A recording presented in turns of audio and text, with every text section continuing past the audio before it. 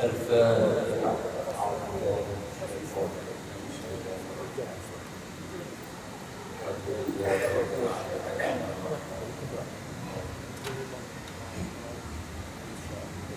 إياك نعبد وإياك نستعين صراط الذين أنعمت عليهم غير المغضوب عليهم ولا الضالين.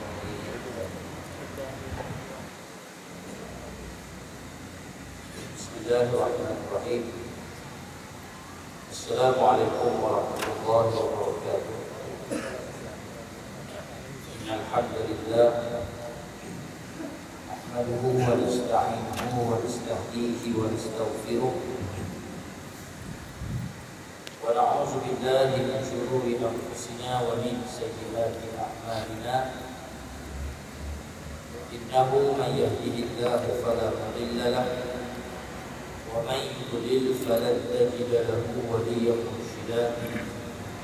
أشهد أن لا إله إلا الله وأشهد أن محمدا عبده ورسوله.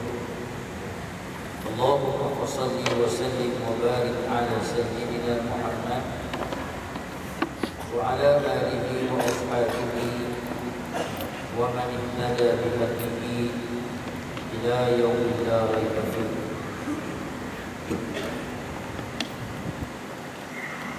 Yang saya hormati barisan dari berpuasa Masjid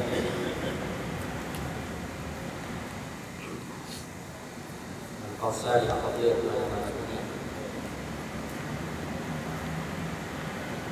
Yang saya hormati Fadil Imam dan Tuan Bilal, Ashabul Fadilah dan Tuan Ustaz, Tuan Haji, saudara-saudari sidang hadirin dan hadirat, muslimin dan muslimat yang dirahmati Allah Subhanahu wa taala sekalian. Mudah-mudahan pertemuan kita pada malam ini pertemuan yang mendapat keberkatan di sisi Allah Subhanahu wa taala. Alhamdulillah, kita bersyukur dan insya-Allah kita akan lanjutkan perbincangan kita menerusi rukun pusaka yang ketiga yang terakhir berhubung dengan permasalahan khusus yang berkait dengan waris yang ditinggalkan oleh si mati. Kita bincang dalam kesempatan yang lepas berhubung dengan isu yang melibatkan anak tidak setara, anak yang lahir hasil daripada perzinaan ataupun mamaknya dirogol, ataupun pasangan itu berzina lalu mereka berkahwin kurang daripada tempoh 6 bulan daripada tarikh perkahwinan, baby dilahirkan, maka anak itu disifatkan sebagai anak tidak sah darah sebab kurang daripada 6 bulan. Maka kes-kes yang macam ni, anak itu ternafi dan tidak layak untuk menerima harta pusaka. Dan bagaimana bapa tadi atas dasar tanggungjawab sebagai seorang bapa bertanggungjawab di atas kesalahannya yang lalu dan berusaha untuk menebus baik kesalahan itu, dia telah pastikan cara yang terbaik untuk anak yang tidak sah taraf ini pun mendapat sebahagian daripada harta dia. Ikut hukum, anak tadi tak layak dapat sebab dia bukan anak kepada si lelaki yang mati. Dia hanya anak kepada mak yang berkahwin dengan lelaki itu. Setelah saya rujuk dengan beberapa sumber berhubung dengan kaedah yang terbaik, macam mana bapa nak bagi juga bahagian itu kepada anaknya. Sebab saya bawa balik perbincangan cadangan yang dikumpulkan disebutkan dalam buku ini pada halaman 40 ini. Yang pertama, semua waris meridai anak itu turut mewarisi. Yang pertama, kaedah yang pertama, bapa kena buka balik cerita dalam. Bapa kena buka fail. Kumpul anak beranak, semua yang ada ni bapa nak beritahu. Sebenarnya cerita ni panjang, bapa pun malu nak beritahu. Abang sulung kamu ni adalah lahir kurang daripada 6 bulan mak dan bapa kahwin. Dalam hukum, abang kamu ni anak tidak sah darah. Tapi bapa layan dia, bapa gelar dia macam mana bapa pelihara kamu adik-beradik yang lain. Sekarang ni bapa nak pandangan kamu semua macam mana tentang harta pusaka bapa ni. Kalau semua anak beranak yang ada itu start daripada nombor 2 sampai yang akhir setuju kepala bapa, kami pun anggap dia macam abang juga, kami redha atas keputusan bapa. Bagi yang itu senang. Senang dia macam mana?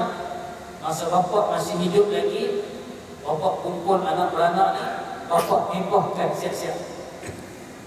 Hebahkan siap-siap. Kalau dia ada tanah, hebahkan. Kalau dia ada bahagian duit, dia bagi tahu siap-siap dah. Okey, itu bapa bagi siap-siap untuk tanah ni atas nama kamu 4 beradik. Ini yang abang sulung nombor 2, nombor 3, nombor 4. Setuju ke tak setuju? Anak-anak tahu cerita dan dia orang setuju. Selesai masalah. Selesai waktu hidup lagi bagi hebah. Tukar nama siap-siap.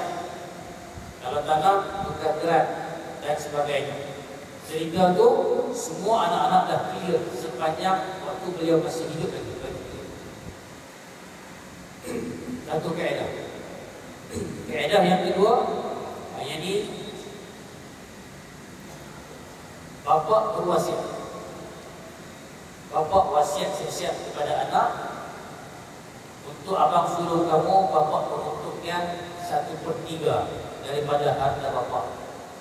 Yang selebihnya kamu bahagi cara faraid untuk adik-beradik yang lain. Begitu siap-siap juga bapa berwasiat. Bila wasiat itu akan dilaksanakan secara rasmi bila mana bapa tadi meninggal dunia, barulah sah wasiat tersebut. Wasiat pula mesti ada saksi yang mendengar ucapan bapa tadi, ataupun dalam dunia moden sekarang mesti dibuat akaun wasiat yang ditandatangani, yang dibikin oleh peguam dan juga ada tanda tangan saksi atas surat wasiat tersebut. Maka mati saja si bapa, awal-awal yang diproses adalah 1/3 daripada harta semati bagi siap kepada anak luar nikah. Ini bahagian kau. Tolak duit belanja mati, tolak hutang, tolak itu, tolak ini apa semua. Kemudian wasiat-wasiatnya tolak siap 1/3. Ini bagian kamu, anak yang sulung. Oleh sebab kamu ni anak tidak sah syarat, anak luar nikah, bapa kamu dah wasiat siap untuk kamu. Yang tu anak-anak lain nak kacau. Wasiat bapa sah. Kenapa sah? Ada saksi.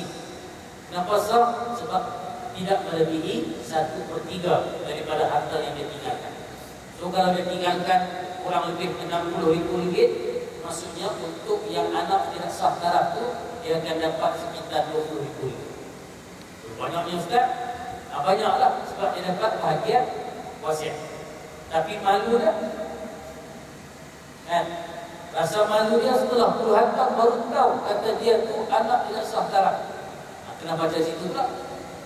Jangan nampak dia dapat banyak saja. Memanglah bagi 1/3 daripada nilai harta yang ditinggalkan oleh si bapa, katalah RM60,000, dia saja dapat kurang lebih dekat-dekat RM20,000. Itu kalau bagi 1/3. Kalau bagi 33%, dia dapat kurang lebih RM19,000, dekat-dekat RM20,000. Nampak macam banyak, tapi tuan-tuan, tekan perasaan dia, rasa malu dia, jiwa rendah diri dia lepas tahu cerita tu, tuan-tuan, agak meruduk. Kan? Maka ketika itu Sebab itu untuk kes-kes yang macam ni sesuai diwasiatkan. Habis tu yang baki lagi dalam 60,000, 40,000 lagi, tu bahagilah. Isteri dapat 1/4 ke, kalau masih meninggalkan mama ada lagi bahagian-bahagian yang semua, maka itu dibagi secara faradi. Ini untuk kes anak tidak sah taraf ataupun anak di luar nikah. Sama juga kes dengan anak angkat. Ini juga bersangkut dengan anak angkat. Dia cuba untuk habiskan anak angkat, anak derhaka bila sentuh dalam persoalan itu lepas. Anak yang mendaftar perlainan dan juga banking. Ini pun isu popular di Tawau. Kan, yang beli IC. Nama lain, kan, beli IC budak yang dah mati dah. Kan, jadi nama lain, sedangkan asal dia dikenal dengan nama lain. Kita akan bincang ini. Anak angkat ni tuan-tuan, yang kesalahan yang sering berlaku di kalangan umat Islam sekarang ini ialah dia ambil satu orang anak angkat, kemudian ditukar bin dan binti anak angkat tu daripada bapa asal tukar kepada bin dia. Itu salah. Haram tindakan menukar bin anak angkat kepada bin bapa angkat. Agama tak bagi.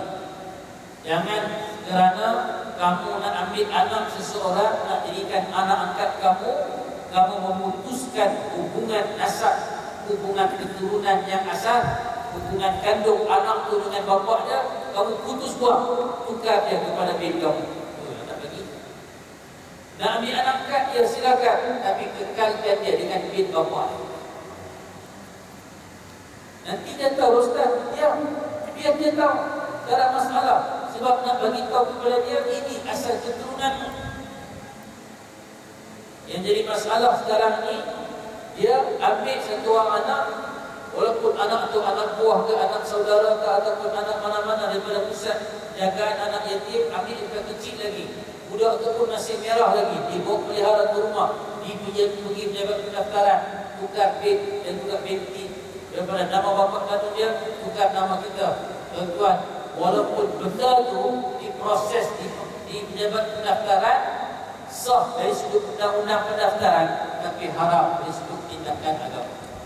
Dari sudut syariat tidak dibenarkan. Allah Ta'ala sebut dalam Quran, ud'uhum li'abaihim, panggillah anak-anak angkat ni dengan nama bapa-bapa mereka. Siapa? Bapa kandung.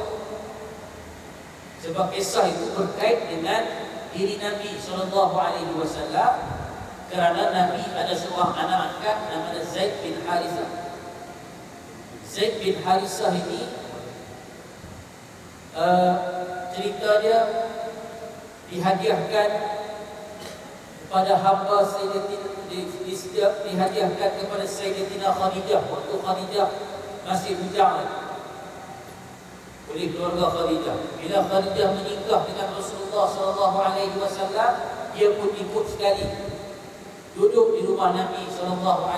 Rapat kapcingnya Nabi dengan Sayyidina Zaid ini sampai orang Madinah, orang panggil dia ni Zaid bin Muhammad. Dia pun tak kisah orang panggil dia Zaid bin Muhammad, lupalah nama bapaknya. Dia pun rasa seronok betul sebab digandingkan nama dia dengan nama Nabi. Siapa tak rasa seronok? Siapa tak rasa bangga? Sampai bapa dia yang dengar dengan cerita kata, oh anaknya dibawa lari dulu ni, dah sampai ke Madinah. Dia pun cari anaknya sampai ke Madinah, datang jumpa Nabi, bagi tahu kepada Rasulullah, wahai Rasulullah, ini adalah anak aku. Bukti dia begini. Nabi tanya, tak apalah kalau begitu, tanya kepada tuan punya badan sendiri. Sekarang ni dia nak duduk di Madinah ke dia nak balik ikut tuan sebagai bapa kandung dia? Zaid bin Harithah ketika itu, aku pilih untuk duduk bersama-sama dengan Rasulullah SAW. Bapak baliklah, tak apa, aku seronok duduk dengan Muhammad. Tidak Zaid, kau kan duduk di sini sebagai hamba? Dia kata, tidak, manusia ini tidak melayan aku macam hamba, dia layan aku macam anak kandung. Aku seronok betul duduk dengan seorang lelaki yang namanya Muhammad. Sayang dan cinta kasihnya dia kepada Rasulullah SAW. Dan sekali bapa dia pun takut yang senang. Orang sampai panggil Zaid bin Muhammad, Zaid bin Muhammad, Zaid bin Muhammad. Nabi tak minta pun, tapi mau panggil. Hinggalah turun ayat Al-Quran yang melarang orang panggil anak angkat dengan bin bapa angkatnya. Turun ayat tadi. Maka start daripada situ, Rasulullah tidak membenarkan lagi sahabat-sahabat panggil Zaid bin Muhammad, tapi panggil dia dengan nama Hasan. Yang berlaku sekarang terbalik.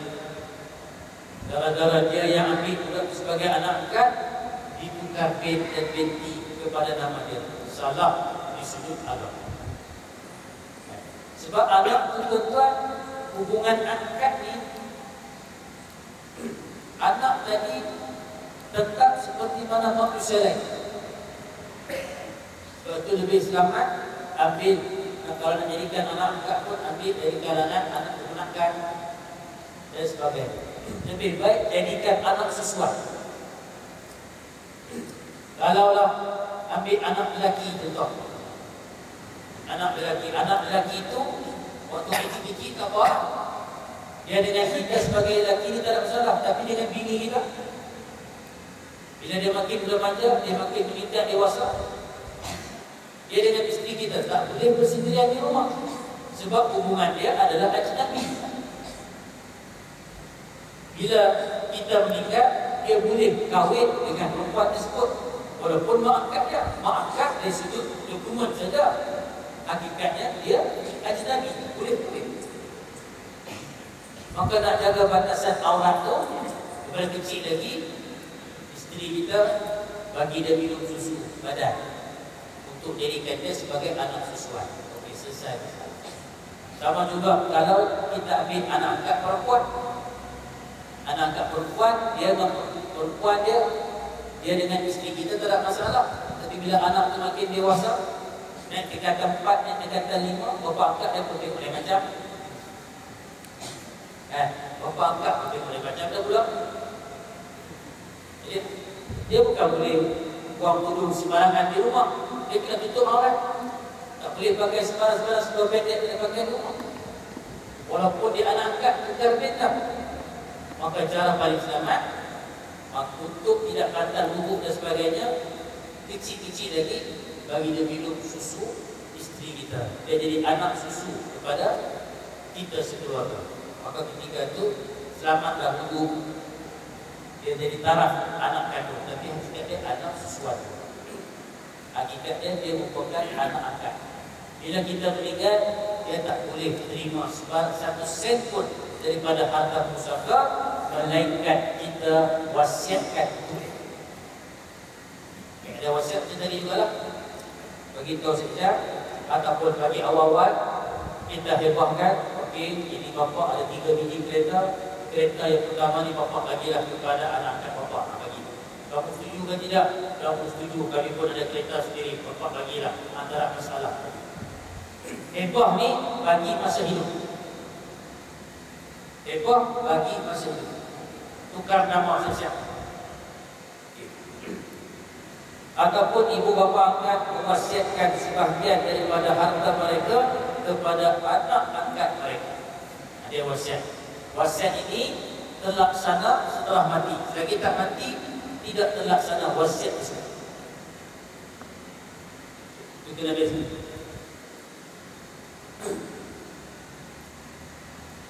Kemudian berhubung lagi tentang masalah yang melibatkan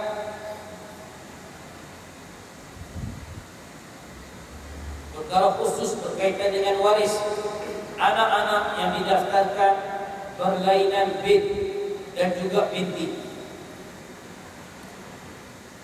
Termasuk dalam isu ini yang melibatkan IC projek,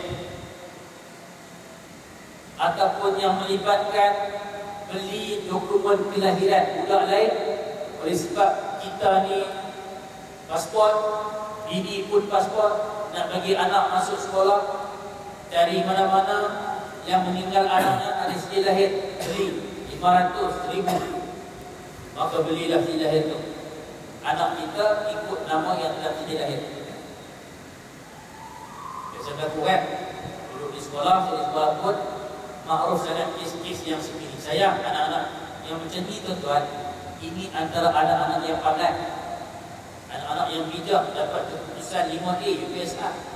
Tapi bila nak pergi mendengar, tak boleh pergi. Masalah dokumen. Kesian. Ramai yang akhirnya SPM tahu ni, SPM tip-top result, nak pergi universiti tak lepas. Masalah dokumen. Kes yang macam ni, dia tak ada dokumen, jadi pakai dokumen asal masuk sekolah begitu saja.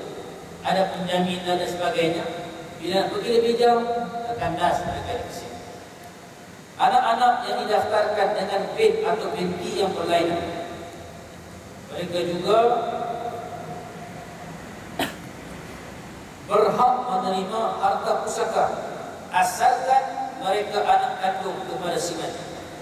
Berlainan bin atau binti dalam kad pengenalan tidak menghalang seseorang itu daripada mendapat harta pusaka. Contohnya anak yang dibinkan kepada bapa angkat. Contoh kisah angkat tadi, dia dibinkan dengan nama kita, Ali bin Helmi dalam PC. Sedangkan Helmi itu nama kita, bapa kandung dia Helmi bin Ahmad. Bapa kandung dia Ahmad. Meninggal bapa. Bila meninggal bapaknya, kita pun bawa anak angkat ni untuk berjumpa dengan keluarga dia, nak beritahu inilah bapa kandung kamu. Bapa ni bapa angkat. So, boleh ke tidak anak ini nak mewarisi harta yang ditinggalkan oleh bapa kandung dia, sedangkan dalam IC nama bin lain. Dia berbinkan bapa angkat, tidak berbinkan bapa kandung. Boleh ke tidak anak ni nak mewarisi harta si mati? Hukum dia boleh, sebab dari sudut hubungan biologi dia memang anak kandung kepada si mati. Cuma kita sedang pergi ubah dokumen, jadi perbitkan kita sebagai bapa angkat. So anak-anak si mati yang lain yang tidak ada orang ambil mereka sebagai anak angkat, mereka pun tak diperhatikan. Woi, mana boleh abang kan bit lain. Abang tunggu bapa angkat mati lah. Jangan sibuk nanti harta yang bapa kami tinggalkan. Tak boleh jaga begitu, sebab dia memang anak kandung kepada si mati. Cuma yang pergi silapnya, bapa angkat itu pergi ubah bin, itu yang silap. Tapi dari sudut hak, dia merupakan anak kandung sejati kepada si mati, maka dia berhak untuk menerima harta pusaka. Satu. Kes yang kedua, kesilapan ejaan. Contoh, bapa dalam IC bapa MOHAMMAD Muhammad. Dia ni pergi pendaftaran, bapa tu juga yang nama Muhammad tu. Anak nama apa dia? Dia berkata nama Ali Rustam bin Muhammad. Yang JPN tu pun tak tanya, tulis MOHD. Sebab biasa singkatan MOHD.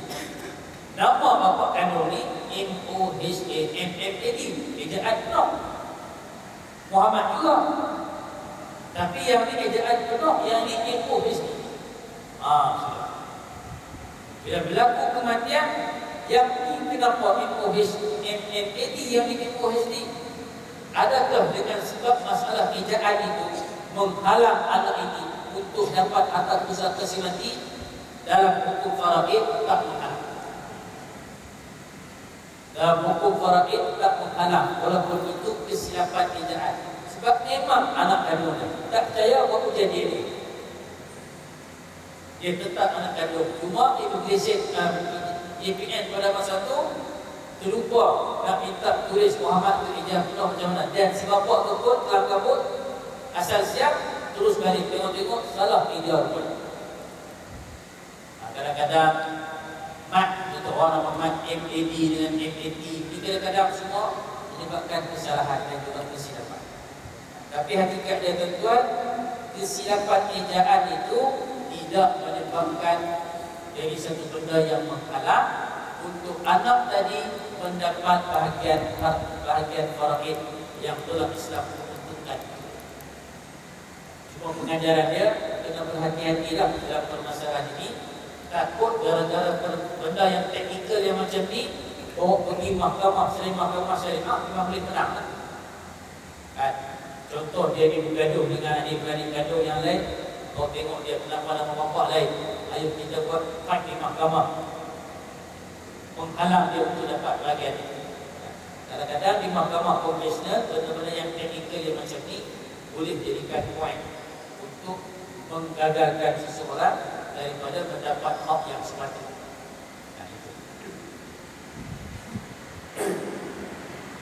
Jadi itu 3 perkara yang berkait dengan isu-isu yang berkaitan dengan pewarisan, berkaitan dengan waris. Saya buka persoalan kepada tuan-tuan berhubung dengan apa yang kita sentuh pada malam ini. Silakan tuan. Jadi kita buka sesi soalan lebih awal. Kalau lagi banyak soalan lagi tak? Ya tuan. Selamat. Seandainya anak-anak yang ditinggal ini, anak-anak yang ditinggalkan bergaduh tentang pembagian warisan ini, apakah ada kisah buruk yang diteruskan? Apakah ada kisah buruk pada si mati?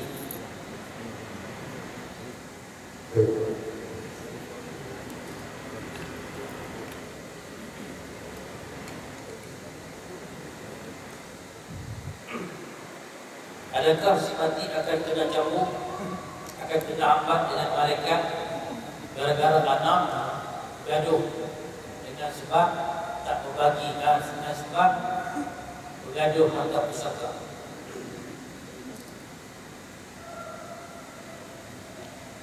Soal si mati kena seksa atau tidak di alam kubur dengan sebab pergaduhan si anak ini, tengok kepada sebab yang menyebabkan si anak tergaduh. Kalau memang kesalahan si mati masa hidup dulu dia kenapa kau tak buat, dah tahu dah anak begitu begini, kenal dah tabiat mereka tu, memang cukup sensitif soal harta, kita tak buat siap-siap ketika masih hidup, dan memang itu kesalahan kita, maka ketika itu pergaduhan mereka itu menyebabkan kita pun terima kebiasaan.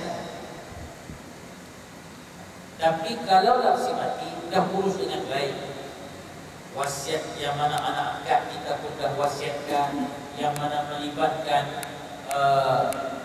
penyerahan milik yang sepatutnya kita pun dah atur baiklah, dah buat surat wasiat dengan hukum yang berdaulat dan sebagainya, pun mereka bergaduh juga. Ketika itu bapa yang meninggal ataupun individu yang meninggal tidak dibebankan dengan pergaduhan si anak. Dia tengok kepada keadaan. Sebab dia dah urus dah. Cuma lagi masalah sikap anak-anak itu yang tak boleh bertolak ansur dalam soal harta pusaka tadi. Dia dah atur dengan tutup yang cukup baik, dengan cukup cantik, supaya tidak, tujuannya supaya tidak jadi kes-kes yang melibatkan pergaduhan tadi. Gaduh juga, yang itu dia punya besar. Yang itu dia tidak menyebabkan si mati berhadapan dengan siksaan tambahan, kerana bergantung di luar daripada kemampuan dia untuk mengawal. Wallahu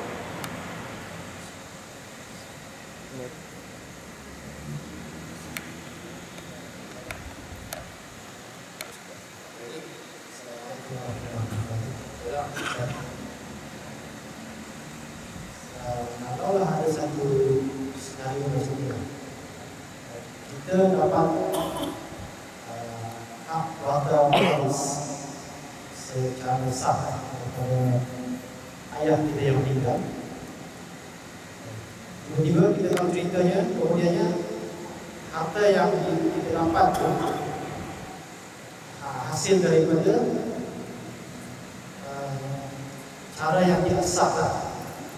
Mungkin ceritanya ayah kita dulu ada di gunung tanah orang, tiba-tiba nama tanah itu naik atas nama dia. Tapi hakikatnya hasil daripada itulah.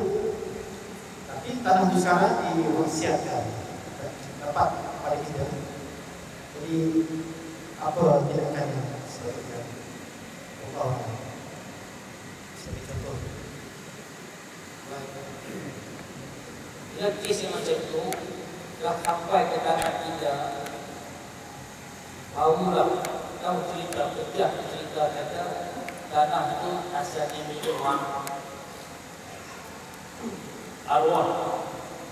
Bapak dulu main wayang macam mana adalah kedah-kedah dia pakai dengan ilmu gambar lain ini, dan tanah itu dimiliki dengan cara tidak sah, bukan dengan cara pembelian. Ada pembelian itu sah, tapi dia memiliki tanah itu secara tidak sah. Tapi tanah itu masih menjadi milik kepada orang yang sepatutnya. Sampai ke tangan kita baru tahu kata, oh, rupanya itu cerita sebenar. Dari tanggungjawab kepada si anak menyerahkan tanah tersebut kepada yang mempunyai hak. Ustaz ruginya. Rugi tak rugi? Itu kalau kita kira hukum dunia kita rugilah. Tapi di sisi akhirat alhamdulillah kita selamat. Kita ni kalau fikir rugi dunia memang ramai orang tak bersedia untuk rugi dunia. Tapi rugi dunia ni tuan hanya mungkin dalam tempoh 60 tahun, 70 tahun. Rugilah. Daripada rugi di akhirat yang selama-lamanya. Dan cerita ambil harta orang, makan harta orang, makan harta haram selama-lamanya ini secara batin ini, dan suatu dosa yang cukup besar. Yang Nabi tengok siksanya cukup sengsara kepada orang yang makan harta anak yatim. Kena pula kalau tanah yang menjadi hak milik anak yatim, pergi makan pula harta anak yatim, subhanallah. Bertimbun-timbun dosa kita. Dosa sendiri pun tak terampun, tak terminta ampun, apa lagi dengan yang lain. Maka menjadi kewajiban utama kepada si anak, jangan lagi diteruskan siri-siri dosa si mati, kan? Stop di situ bagi pada yang mempunyai hak.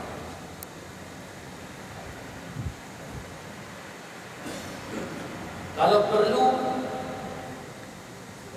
perlu bayar dan sebagainya, bereskan terlebih dahulu. Sebab itu dianggap hutang si mati terhadap keluarga tersebut. Dan kalau tidak, persoalan bapak kita dengan dia ni tak selesai. Ini cerita dia kalau kita tahu. Kalau kita tahu. Yang tidak tahu, la yukallifullahu nafsan illa wus'aha. Allah Ta'ala tidak membebankan seseorang dengan benda yang dia tak buat. Dengan benda yang dia tidak mampu buat, benda yang dia tak buat, Allah Ta'ala tidak membebankan. Cerita dia sebab kita tak tahu. Tapi yang kita tahu, dan memang terbukti pun kata itu suatu penipuan, suatu ketika terdahulu, maka hak kita pulangkan. Soal rugi di dunia itu ialah rugi, tapi macam saya sebut tadi lah, rugi itu hanya sifatnya sementara di dunia. Tak apalah, yang penting kita lihat bila kita kembalikan hak itu pada yang sepatutnya, kebajikan pahala itu akan berterus. Sama lah kes.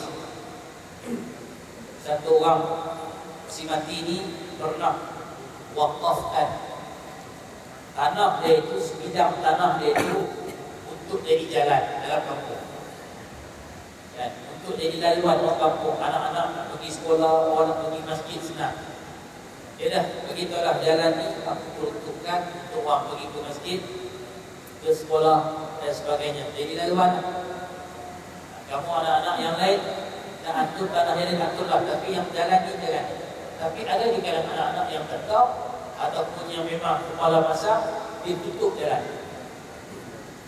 Dia bilang ini jalan bapak kami. Ini jalan bapak kami. Kalau lori, van, sekolah balik-balik melimpas di sini bilang rosak aspal ini.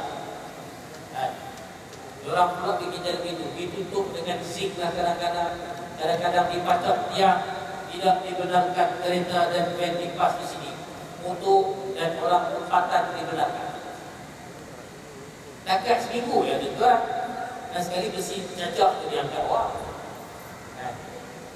Saya lalu sedia jalan seminggu sekali saja, kan? Dan tahulah cerita tu, kan? Sebab dia kata bila ada jalan, bila jalan tu menyebabkan dia orang tak boleh buat rumah, dia orang tak boleh nak kasih besar rumah, sebab itu jalan dan rosak aspal dan sebagainya. Sebab dia fikir rugi dunia.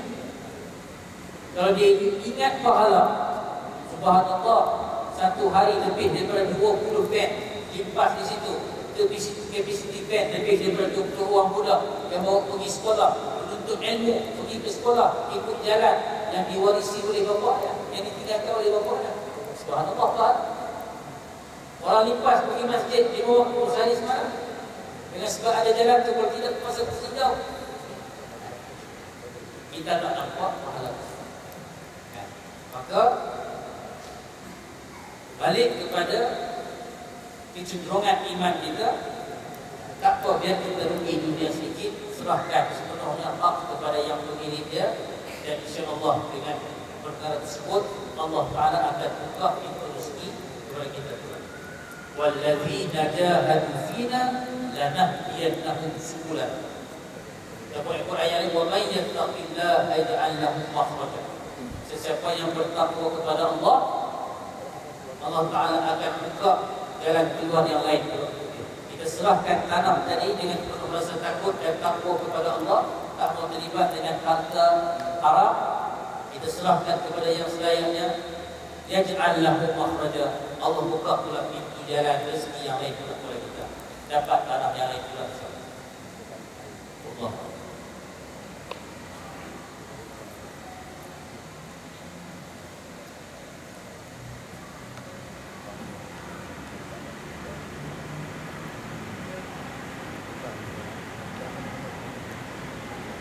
Sudah. Lagi?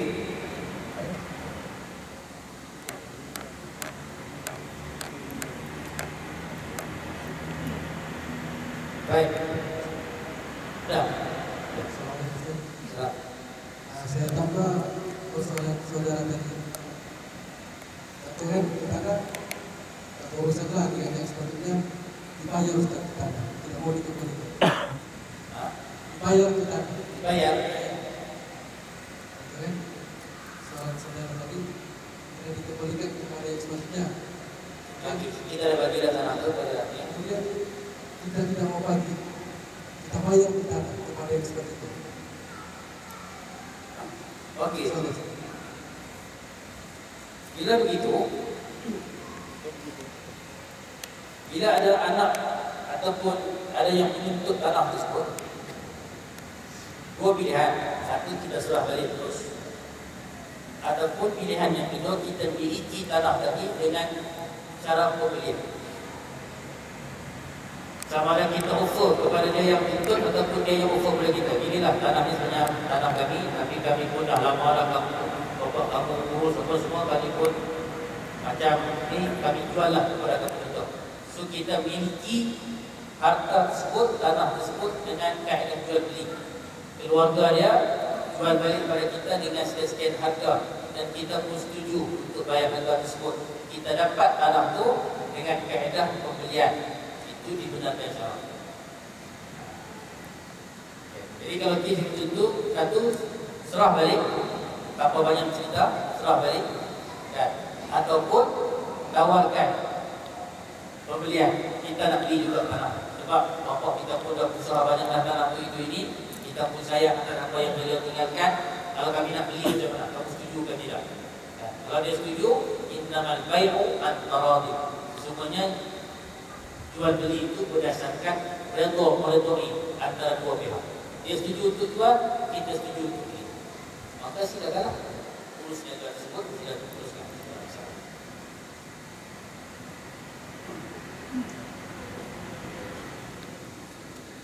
Ya.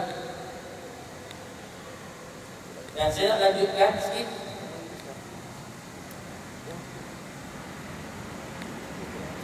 Seseorang yang pada asalnya berhak mewarisi harta pusaka si mati, ada situasi tertentu dia tak layak dapat. ada sebab yang menghalang dia, walaupun dia pangkat anak, walaupun dia pangkat bini, walaupun dia pangkat orang yang sepatutnya menerima harta simati, dia terhalang daripada menerima pusaka sekiranya berlaku salah satu daripada 3 sebab berikut. Yang pertama, membunuh. Seseorang yang membunuh tidak boleh mewarisi harta orang yang dibunuh.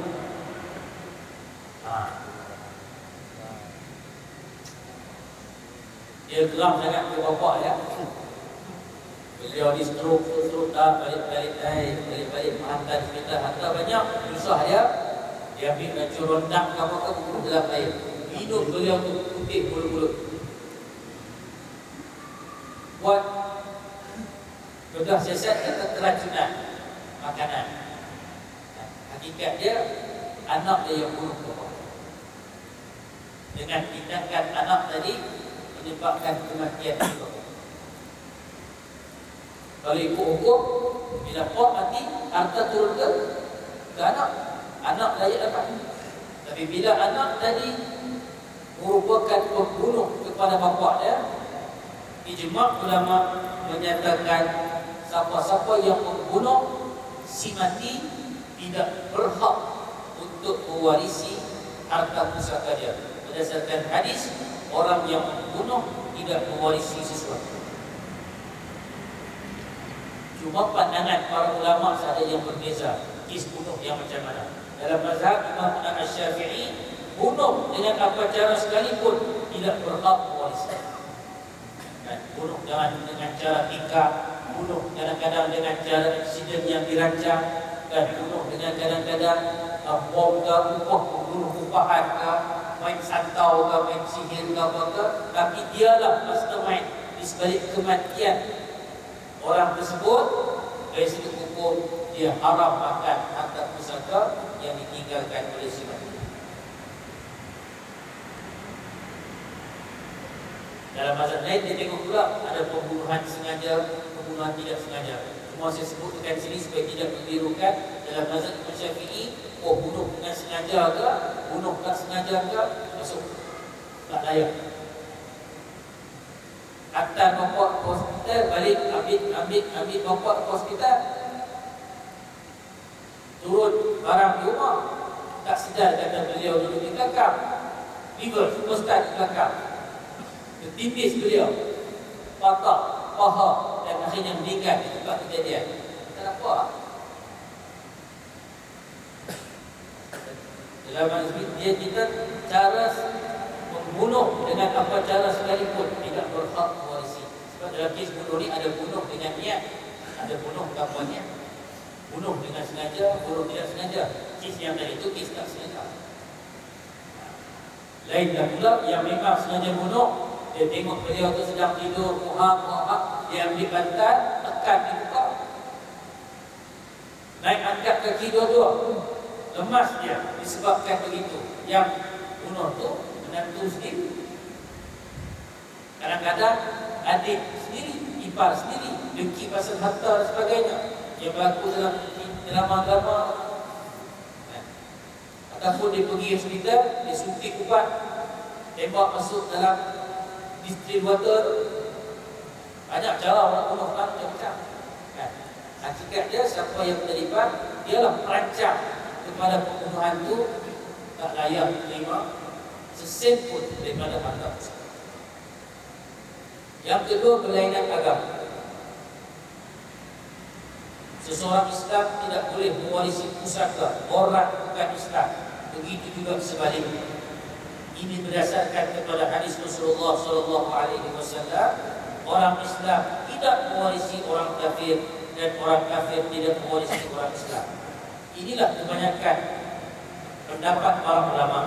Namun beberapa orang sahabat seperti Mu'az bin Jabal dan Sayyidina Mu'awiyah bin Abi Sufyan berpendapat orang Islam boleh mewarisi harta orang kafir. Mereka berhujjah dengan sebuah hadis, Islam adalah tinggi dan tidak ada yang lebih tinggi daripada.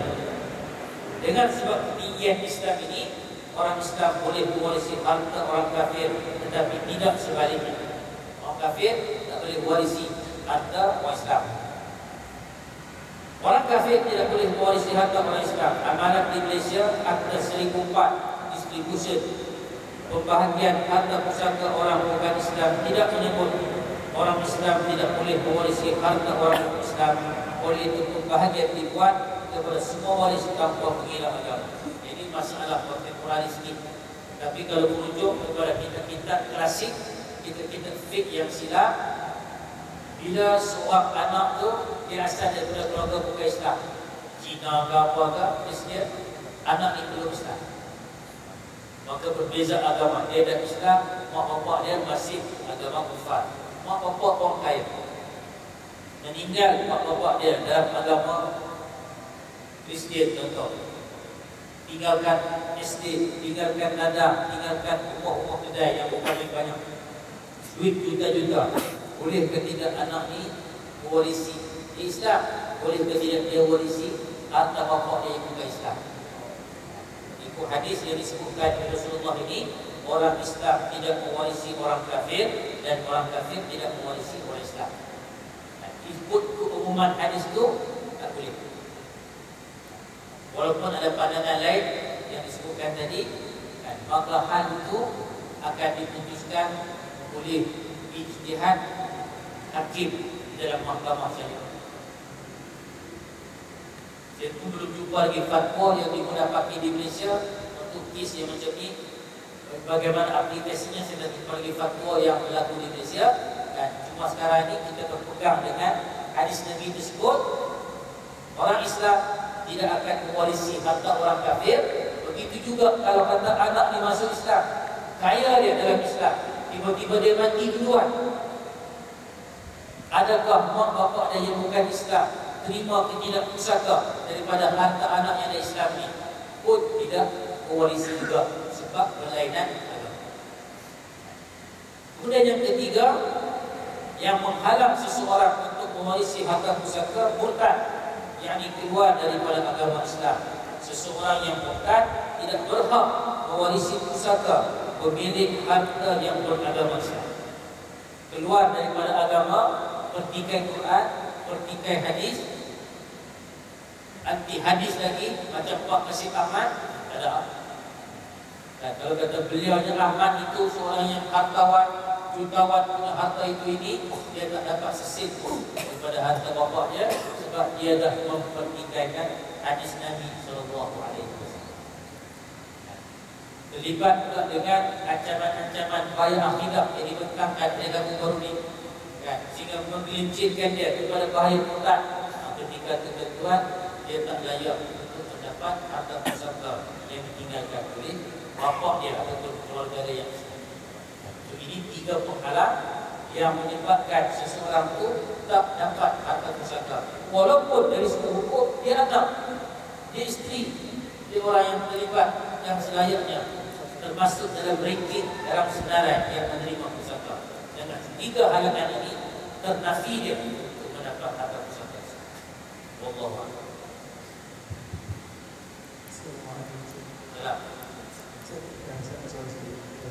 Seorang ayah ini bukan Islam, Kristen. Jadi dia mempunyai anaknya 3 anak. Lepas tu yang 2 anak ini Kristen dan 1 anak Islam. Jadi bapa itu mewariskan kepada anak-anaknya sesiapa yang tidak ada anak. Lepas itu dia mewariskan kepada anak sesiapa yang mengurus kebun-kebun ini, dia memiliki 4 kebun itu. Jadi 2 anak ini dia tidak mau mengurus kebun itu. Jadi dia masih mau mengurus kebun itu, bagilah kepada anak yang satu ini Islam. Jadi ketika ayah meninggal, jadi anak ini mendapat, anak Islam ini mendapat kebun itu. Lepas tu yang 2 orang anak ini nak ambil balik ke harta seperti itu. Macam mana?